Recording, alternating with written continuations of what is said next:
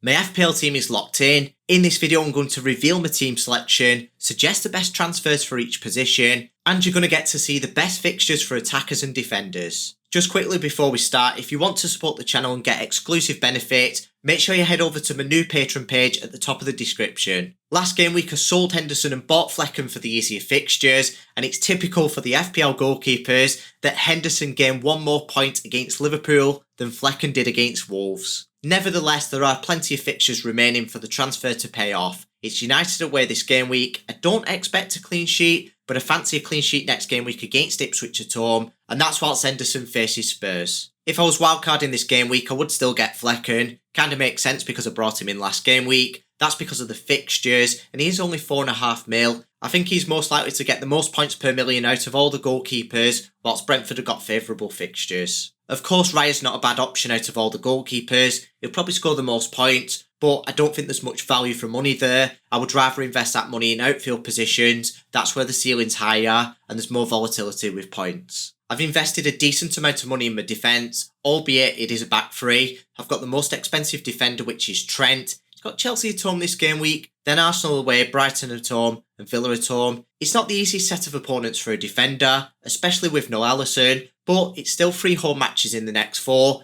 Liverpool have got the lowest expected goals conceded and goals conceded figures in the whole league. Per that with Trent's 0.38 expected goal involvements per 90 minutes, I am going to ride the wave and keep him, and keeping him since the first game week has paid off so far. Next up in defence is Gabriel. Arsenal failed to keep a clean sheet against Southampton at home and Leicester at home. Gabriel only got 3 points versus those 2 easy opponents combined, but managed to get 22 points against City at the Etihad and Spurs away in the North London derby. That's peak FPL. Next up for him is Bournemouth away, then Liverpool at home. What are the chances of him blanking against Bournemouth and hauling against Liverpool? Either way, let's not actually fall for the outcome bias. If we replay those matches against Southampton and Leicester, then City and Spurs, he'd be much more likely to get more points in those favourable fixtures at home, as opposed to those unfavourable fixtures away from home. To back that up, Arsenal have the second highest clean sheet odds this game week against Bournemouth, and the 7th highest against Liverpool next game week. It's City and Guardiola who's got the highest clean sheet odds this game week, and it's no surprise against Wolves, despite it being away from home. If we take a look at the defence fixture difficulty ratings, they've got Southampton at home after that. Surely they'll get at least 1 clean sheet there, maybe even 2.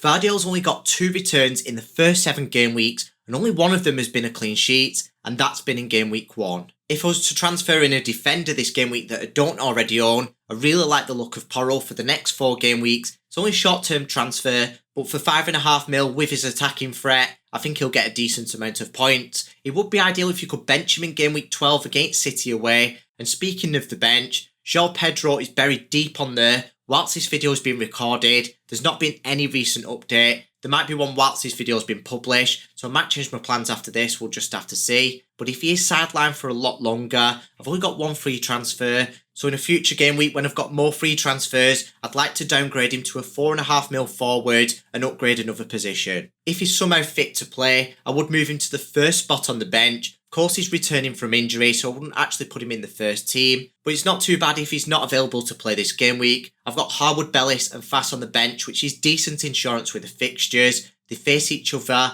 and neither team has a strong attack. The reason I've put Harwood Bellis ahead of Fass is because of the home advantage. Southampton have slightly better defensive underlying stats than Leicester, and they have higher clean sheet odds. Moving on to midfield, first up is Eze. He's had 6 blanked in the first 7 game weeks, but his underlying stats are still promising. He's expected to get an attacking return every other game, but unfortunately that hasn't happened yet. He's got Forest away next, which is difficult from an attacking perspective, but there aren't any difficult fixtures from an attacking perspective for a while after that. To be honest, I might as well keep him. There's no upgrades that I don't own that are the same price or below, and the same applies to Rodgers. Villa have had all their easy fixtures now, and Rodgers managed to capitalise on them, especially for his cheap price tag. Fulham away next is alright, and they still have a few average fixtures until Liverpool away. McNeil only registered 0.1 expected goal involvement last game week, which isn't ideal, but since buying him with that haul that he got, he's still providing good points per million, and he's still got 0.44 expected goal involvement per 90 minutes, which is promising for his price tag. I am going to keep him for a while, especially with Everton having the most favourable fixtures from an attacking perspective. there's no difficult fixtures until game week 15 when it's the Merseyside derby. Now, as for United, I'd actually keep Bruno. I know he's underperformed so far. His underlying stats are still promising. He's been expected to get an attacking return every other game, and by chance, those attacking returns should start to come soon. I know I sound crazy, but I would keep him with those easy fixtures. Next up in midfield is Salah, who I plan on captaining at least twice in the next 5 game weeks, maybe even 3 of them.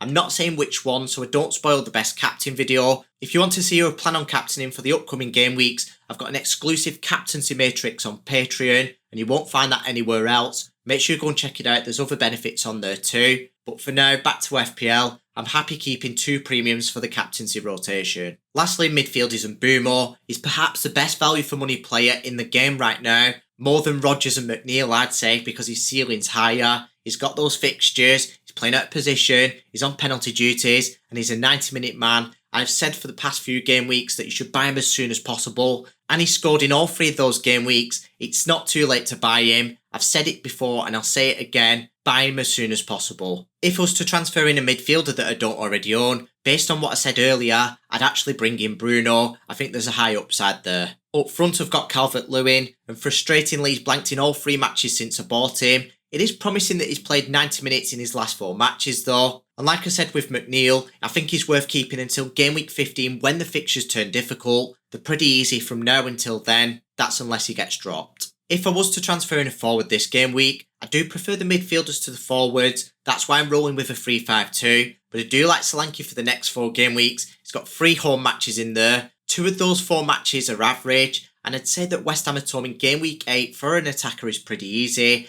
And Ipswich at home in game week 11 is very easy. Then I'd jump off him in game week 12 against City away, or bench him if you've got good cover. Solanke's in the running for captaincy this game week along with Salah and Haaland, so make sure you watch the best captain video if you've not already. Let's see if we can start another captain streak. Haaland of course remains in my team for the foreseeable future. That's whilst he remains in contention for captaincy for the next couple of game weeks. The transfer plans are to roll my free transfer, so I've got more flexibility next game week with 2 free transfers. Make sure you follow me on X, formerly known as Twitter. I'll get a team reveal out before the deadline. If there's any unexpected injuries or anything like that, any adjustments to my team selection will be posted on there.